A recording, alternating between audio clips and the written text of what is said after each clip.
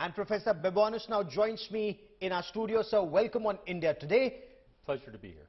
Before I come to the specific aspect of India, when we talk about this V-Dem report that gives a perfect score to countries like Belarus, Cuba, Libya and Syria on the issue of elected officials, what do you make of these findings?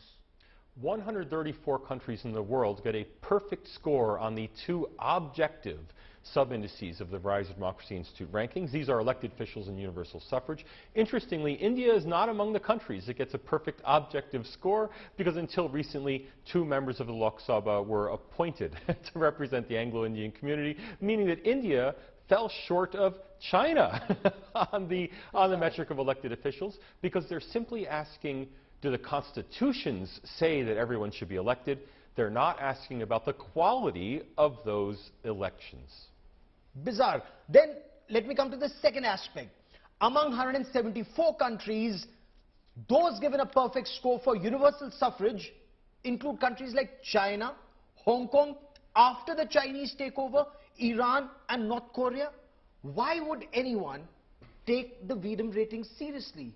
Well, V-Dem actually says that they are not taking into account the quality of elections. They explicitly say sham democracies might be included among those rated as perfect democracies on these objective indicators. Now, they do differentiate between countries on the subjective indicators, but right off the bat, countries that are communist dictatorships, Vietnam, for example, starts out with a perfect score on 2 out of the 5 sub-indices, and that's what India's got to make up. That is, it has to make up with the quality of its democracy for the fact that Vietnam is beating India already when it comes to the two objective components of V-Dem.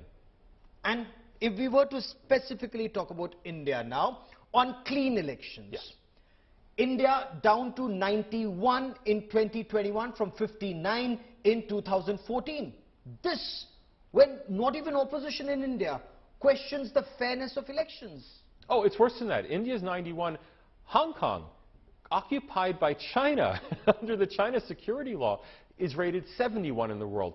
Hong Kong's elections are rated 20 ranks above India's for being free and fair elections. Now, that's not because of some subjective opinion. We talked last time about India's intellectuals. This isn't because of that. This is because of the very design of the rankings. When they define free and fair elections, they're asking questions like, is there vote buying? Is the voter registry complete? Is there violence at the polls? Are there polling irregularities? Now, in Hong Kong, they get a perfect score for all of these. Of course there are no irregularities at the polls.